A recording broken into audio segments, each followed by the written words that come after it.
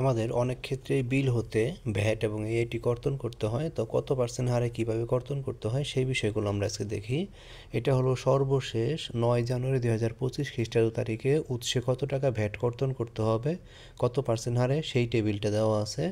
আমরা এই টেবিলটা যদি দেখি, AC hotel 15%, non AC hotel 15%, রেস্তোরাঁ এই বেসামরিক বিমান পরিবহন ও পর্যটন মন্ত্রণালয়ের তালিকাভুক্ত 3 তারকা বা তদূর্ধ্ব মানের আবাসিক হোটেলে অবস্থিত রেস্টুরেন্ট, মদের বার সম্মিলিত হোটেলে অবস্থিত রেস্টুরেন্ট এবং মদের বার আছে এমন রেস্টুরেন্ট ব্যতীত যে রেস্তোরাঁ আছে সেগুলো 15%, decorators caterers 15%, motor garage workshop 15%, dockyard 15%, নির্মাণ সংস্থা 7.5%, বিজ্ঞাপনী সংস্থা 15%, ছাপাখানা 15%, নিলামকারী সংস্থা 15%, ভূমি উন্নয়ন সংস্থা 2%, ভবন নির্মাণ সংস্থা 1 থেকে 1600 বর্গফুট পর্যন্ত হলে 2%, 1601 বর্গফুট হতে তদূর্ধ্ব হলে 4.5%, যে কোনো সাইজের পুনঃরেজিস্ট্রেশনের ক্ষেত্রে 2%, ইনডেন্টিং সংস্থা 15%, ফ্রেট ফরওয়ার্ড 15%, জরিপ সংস্থা 15%, প্লান্ট ও বা মূলধনী যন্ত্রপাতি ভাড়া প্রদানকারী 15%, আসবাবপত্র বিপণন কেন্দ্র, আসবাবপত্রের উৎপাদক কারখানা হতে সরাসরি ভোক্তার নিকট সরবরাহ করলে 15%, আদারওয়াইজ 7.5% আসবাবপত্র উৎপাদক। আর আসবাবপত্র বিপণন কেন্দ্র উৎপাদন পর্যায়ে 7.5% মূসক পরিশোধের চালান থাকা সাপেক্ষে 7.5%, অন্যথায় 15%। কুরিয়ার ও এক্সপ্রেস মেইল সার্ভিস 15%, পণ্যের বিনিময় করযোগ্য পণ্য মেরামত বা সার্ভিসিং কাজে নিয়োজিত ব্যক্তি প্রতিষ্ঠান বা সংস্থা 15%, কনসালটেন্সি ফার্ম ও সুপারভাইজরি ফার্ম 15%, ইজারাদার 15%, অডিট অ্যান্ড অ্যাকাউন্টিং ফার্ম 15%, যোগানদার 10%, সিকিউরিটি সার্ভিস 15%। এগুলো উৎসে কর কর্তনের হার। টেলিভিশন ও অনলাইন সম্প্রচার মাধ্যমে অনুষ্ঠান সরবরাহকারী 15%, আইন পরামর্শক 15%, পরিবহন ঠিকাদার, পেট্রোলিয়ামজাত পণ্য পরিবহনের ক্ষেত্রে 5%, অন্যান্য পণ্য পরিবহনের ক্ষেত্রে 15%, যানবাহন ভাড়া প্রদানকারী 15%, আর্কিটেক্ট, ইন্টেরিয়র ডিজাইনার বা interior decorator 15%, graphic designer 15%, engineering farm 15%, শব্দ ও আলোক সরঞ্জাম ভাড়া প্রদানকারী 15%, বোট সভায় যোগদানকারী 15%, উপগ্রহ চ্যানেলের মাধ্যমে বিজ্ঞাপন প্রচারকারী 15%, চার্টার বিমান বা হেলিকপ্টার ভাড়া প্রদানকারী 15%, নিলামকৃত পণ্যের ক্রেতা 15%, ভবন মেঝে ও অঙ্গন পরিষ্কার বা রক্ষণাবেক্ষণকারী 15%, সংস্থার ক্ষেত্রে 15%, লটারির টিকিট বিক্রয়কারী 15%, ইমিগ্রেশন উপদেষ্টা 15%। এরপর রয়েছে অনুষ্ঠান আয়োজক 15%, মানব সম্পদ সরবরাহ বা ব্যবসা ব্যবস্থাপনা প্রতিষ্ঠান 15%, তথ্য প্রযুক্তি নির্ভর সেবা 5%, অন্যান্য বিবিধ সেবা 5%, স্পন্সরশিপ সেবা 15%, ক্রেডিট রেটিং এজেন্সি 7.5%। এটা অবিলম্বে কার্যকর 9 জানুয়ারি 2025 থেকে। এটা হলো টেবিলটা এবং এই উৎসে কর কর্তনের এটা কত পার্সেন্ট হারে কর্তন করতে হয় সেটা দেখলাম। আমরা এখন দেখব এই উৎসে কর কর্তনের নিয়মটা কীরকম।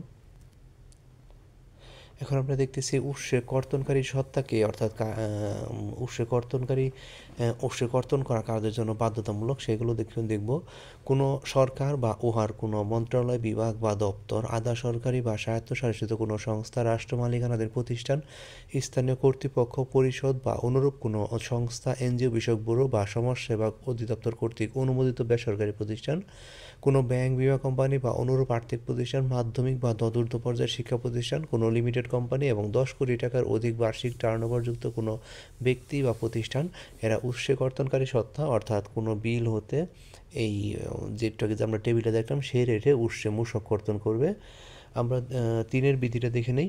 উৎসে মূসক কর্তনের যে বিধিমালা: টেন্ডার, চুক্তি, কার্যাদেশ বা অন্যবিধভাবে সরবরাহের ক্ষেত্রে নিম্নের ছকে বর্ণিত কলাম 2-এ বর্ণিত সেবার কোডের বিপরীতে কলাম 3-এ এর সেবার বিপরীতে কলাম 4-এ বর্ণিত হারে আবশ্যিকভাবে উৎসে কর্তনকারী সত্তা কর্তৃক উৎসে কর্তন করতে হবে। আমরা যে টেবিলটাকে দেখে আসলাম। এরপরে আছে অনিবন্ধিত ব্যক্তি কর্তৃক বাংলাদেশের বাইরে অবস্থিত অনাবাসিক ব্যক্তির নিকট হতে গৃহীত সেবা মূল্য পরিশোধের সময় সংশ্লিষ্ট ব্যাংক 15% হারে উৎসে মূসক আদায় করবে এবং আদায়কৃত মূসক আদায়কারী ব্যাংক যে মূসক কমিশনারেট নিবন্ধিত সেই কমিশনারেটের অর্থনৈতিক কোষে জমা প্রদান করবে। নিবন্ধিত ব্যক্তির ক্ষেত্রে 15% হারে মূসক জমা প্রদান করে ট্রেজারি চালান অনুলিপি ব্যাংকে প্রদান করলে ব্যাংক উৎসে আদায় ব্যতীত অনাবাসিক ব্যক্তির প্রাপ্য অর্থ প্রেরণ করবে এবং এই ক্ষেত্রে যথাযথ ট্রেজারি চালান না থাকলে বা প্রদেয় মূসক কম প্রদত্ত হলে সমুদয় মূসক ব্যাংক উৎসে আদায় করবে এবং ব্যাংক সংশ্লিষ্ট কমিশনারেট অর্থনৈতিক কোষে তা জমা প্রদান করবে। তাহলে এগুলো যদি কম কাটা হয় সেটাও ব্যাংক কর্তন করে রাখবে। সরকারি আধা সরকারি স্বায়ত্তশাসিত প্রতিষ্ঠান স্থানীয় কর্তৃপক্ষ লাইসেন্স প্রদান বা নবায়ন করলে বা ক্ষেত্র বিশেষে কোনো সুবিধা সৃষ্টিকারী সেবার ক্ষেত্রে উক্তরূপ সুবিধা গ্রহণকারী ব্যক্তির নিকট হতে প্রাপ্ত সম্প্রদায় অর্থের উপর 15% হারে উচ্চ মূসক আদায় করবে। এছাড়া প্রদত্ত লাইসেন্স রেজিস্ট্রেশন পারমিটে উল্লিখিত শর্তের আওতায় রাজস্ব বন্টন রয়্যালটি কমিশন চার্জ ফি বা অন্য কোনোভাবে প্রাপ্ত সমুদয় অর্থের উপর 15% হারে উচ্চ মূসক আদায় করতে হবে। স্থান ও স্থাপনা ভাড়া গ্রহণকারী সেবার ক্ষেত্রে ভাড়া গ্রহণকারী কর্তৃক ভাড়ার উপর 15% হারে সমুদয় মূসক আদায় করতে হবে। যোগানদারের ক্ষেত্রে উচ্চ মূসক, যে আমরা জানি এই যোগানদারের সংজ্ঞাটা এখানে দেওয়া আছে। আর এখানে আমরা একটু ক্লিয়ার হয়ে নিতে পারি। যোগানদার অর্থ কোটেশন বা দরপত্র বা কার্যাদেশ বা অন্যবিধভাবে কোনো মন্ত্রণালয়, বিভাগ বা দপ্তর, আধা সরকারি বা স্বায়ত্তশাসিত কোনো সংস্থা, রাষ্ট্রীয় মালিকানাধীন কোনো প্রতিষ্ঠান, স্থানীয় কর্তৃপক্ষ পরিষদ বা অন্যরূপ কোনো সংস্থা, এনজিও বিষয়ক ব্যুরো বা সমাজসেবা অধিদপ্তর কর্তৃক অনুমোদিত কোনো বেসরকারি প্রতিষ্ঠান, কোনো ব্যাংক, বীমা কোম্পানি বা অনুরূপ আর্থিক প্রতিষ্ঠান, কোনো মাধ্যমিক বা তদূর্ধ্ব পর্যায়ের শিক্ষা প্রতিষ্ঠান এবং কোনো লিমিটেড কোম্পানির নিকট পণ্যের বিনিময়ে অব্যাহতিপ্রাপ্ত সরবরাহ ব্যতীত যে কোনো পণ্য বা সেবা বা উভয় সরবরাহ করেন এমন কোনো ব্যক্তি, প্রতিষ্ঠান বা সংস্থা, এরা হলো যোগানদার। সুতরাং উৎপাদক হিসাবে নিবন্ধিত ব্যতীত অন্য সকল ব্যক্তি যারা উৎস কর্তনকারী সত্তার নিকট কোটেশন বা দরপত্র বা কার্যাদেশ বা অন্যবিধভাবে পণ্য বা সেবা সরবরাহ করে তারা যোগানদার হিসেবে বিবেচিত হবে। যেই সকল সেবার সুনির্দিষ্ট সংজ্ঞা আছে সেগুলো যোগানদার হিসেবে গণ্য হবে না। আচ্ছা, যেসব ক্ষেত্রে উৎস মূসক কর্তন করতে হবে না, আমরা এতক্ষণ উৎস মূসক কর্তন এর রেটটা দেখলাম, যোগানদারের সংজ্ঞা দেখলাম, উৎস কর্তনকারী সত্তা দেখলাম। এখন কখন উৎস মূসক কর্তন করতে হবে না সেই বিষয়টা দেখব। উৎপাদনকারী 15% হারে বা হ্রাসকৃত হারে বা সুনির্দিষ্ট কর আরোপিত রয়েছে এইরূপ কোনো পণ্য উক্ত হার বা সুনির্দিষ্ট কর উল্লেখপূর্বক মূসক 6.3 কর চালানপত্রের মাধ্যমে সরবরাহ করলে সেই ক্ষেত্রে উৎস মূসক কর্তন করতে হবে না। কোনো সরবরাহকারী মূসক 6.3-এর মাধ্যমে 15% হারে উল্লেখপূর্বক পণ্য সরবরাহ করিলে উৎস মূসক কর্তন করতে হবে না। তবে শর্ত থাকে যে উক্ত ক্ষেত্রে সরবরাহকারী কর্তৃক সর্বশেষ অর্থ বছরের ইন্টিগ্রেটেড ভ্যাট অ্যাডমিনিস্ট্রেশন সিস্টেম আইবাস হতে প্রাপ্ত নিয়মিত দাখিল পত্র, পেশ সংক্রান্ত প্রত্যয়নপত্র বা মূসক সম্মাননা পত্র সরবরাহকারীর নিকট দাখিল করতে হবে। আরও শর্ত থাকে যে যৌক্তিক কোনো কারণে উক্ত প্রত্যয়নপত্র বা মূসক সম্মাননা পত্র পাওয়া না গেলে সংশ্লিষ্ট বিভাগীয় কর্মকর্তার নিকট হতে প্রাপ্ত প্রত্যয়নপত্র বা মূসক সম্মাননা পত্র সরবরাহকারীর নিকট দাখিল করতে হবে। বিধি 3-এর উপবিধি 2-এ বর্ণিত ছকে উল্লিখিত সেবা ব্যতীত অন্য কোনো সেবার ক্ষেত্রে সেবা সরবরাহকারী মূসক 6.3-এর মধ্যে সেবা সরবরাহ করলে উৎসে মূসক কর্তন করতে হবে না। ওই ছকের বাইরে যদি অন্য কোনো সেবা হয় সেক্ষেত্রে মূসক কর্তন করতে হবে না। জ্বালানি, তেল, গ্যাস, পানি, বিদ্যুৎ, টেলিফোন, মোবাইল ফোন পরিষেবার বিল পরিশোধের ক্ষেত্রে উৎসে মূসক কর্তন করতে হবে না। আইনের প্রথম তফসিলে উল্লিখিত পণ্য বা সেবা বা উভয় সরবরাহের ক্ষেত্রে উৎসে মূসক কর্তন করতে হবে না। মূল্য সংযোজন কর ও সম্পূরক শুল্ক আইন 2012-এর ধারা 21-এর আওতায় শূন্য হার বিশিষ্ট সরবরাহের ক্ষেত্রে উৎস মূসক কর্তন করতে হবে না। বিধি 3-এর উপর 2-এ বর্ণিত ছকে উল্লিখিত বিজ্ঞাপনী সংস্থা, টেলিভিশন বা অনলাইন সম্প্রচার মাধ্যমে অনুষ্ঠান শীর্ষক সেবা প্রদানকারী প্রতিষ্ঠানসমূহ রাজস্ব কর্মকর্তা কর্তৃক প্রত্যয়িত ফর্ম মূসক 6.3 প্রদান করলে উৎস মূসক কর্তন করতে হবে না। আসবাবপত্র উৎপাদক 15% হারে মূসক প্রদর্শনপূর্বক রাজস্ব কর্মকর্তার প্রত্যয়িত ফর্ম মূসক 6.3 প্রদান করলে উৎস মূসক কর্তন করতে হবে না। ইলেকট্রনিক ফিজিক্যাল ডিভাইস ইএফডি বা সেলস ডাটা কন্ট্রোলার এসডিসি হতে ইস্যুকৃত মূসক চালানপত্র, ফিজিক্যাল রিসিট সরবরাহকারীর নাম ও নিবন্ধন নম্বর উল্লেখ থাকা সাপেক্ষে উৎস মূসক কর্তন করতে হবে না। উৎস মূসক কর্তনকারীর করণীয় সরবরাহকারী কর চালানপত্র 6.3 জারি না করলে উৎস কর্তনকারী সত্তা সরবরাহ নিকট হতে কোনো সরবরাহ গ্রহণ করবে না এবং সরবরাহকারীকে উক্ত সরবরাহের বিপরীতে কোনো মূল্য পরিশোধ করবে না। তবে শর্ত থাকে যে সরবরাহকারীতা প্রযোজ্য ক্ষেত্রে তালিকাভুক্ত নয় বা অনিবন্ধিত এইরূপ কোনো ব্যক্তির নিকটে সরবরাহ গ্রহণ করিয়া থাকলে প্রযোজ্য মূসক পরিশোধে সরবরাহ গ্রহীতা দায়ী থাকবেন। উৎসে মূসক কর্তনকারী সত্তা বা সরবরাহ গ্রহীতা নিবন্ধিত হইলে সরবরাহ গ্রহীতা উৎসে কর্তনকৃত বাধাকৃত মূসক পণ পরিশোধ সংশ্লিষ্ট কর মেয়াদ সমাপ্তির 7 দিনের মধ্যে নির্ধারিত অর্থনৈতিক কোডে সরকারি কোষাগারে ট্রেজারি চার্জের মাধ্যমে জমা প্রদান করবে। উৎসে কর্তৃক মূসক সংশ্লিষ্ট কর মেয়াদের দাখিলপত্রে বৃদ্ধিকারী সমন্বয় করবেন এবং নিট প্রদেয় করের বিপরীতে ট্রেজারি চ্যানেলের মাধ্যমে জমাকৃত উৎসে কর্তৃক মূসক সমন্বয়পূর্বক অবশিষ্ট অর্থ যদি থাকে নির্ধারিত অর্থনৈতিক কোডে সরকারি কোষাগারে জমা করবেন। উৎসে কর্তৃক মূসক দফা ক অনুযায়ী জমা প্রদানপূর্বক ৩ কার্যদিবসের মধ্যে ফর্ম 6.6 প্রস্তে উৎসে কর কর্তন সনদপত্র ইস্যু করে উহার মূল কপি এবং ট্রেজারি চালানের মূল কপি সংশ্লিষ্ট মূসক সার্কেলে দাখিল করবেন এবং একটি অনুলিপি সরবরাহকারীকে প্রদান করবেন এবং একটি অনুলিপি ৫ বছর পর্যন্ত সংরক্ষণ করবেন।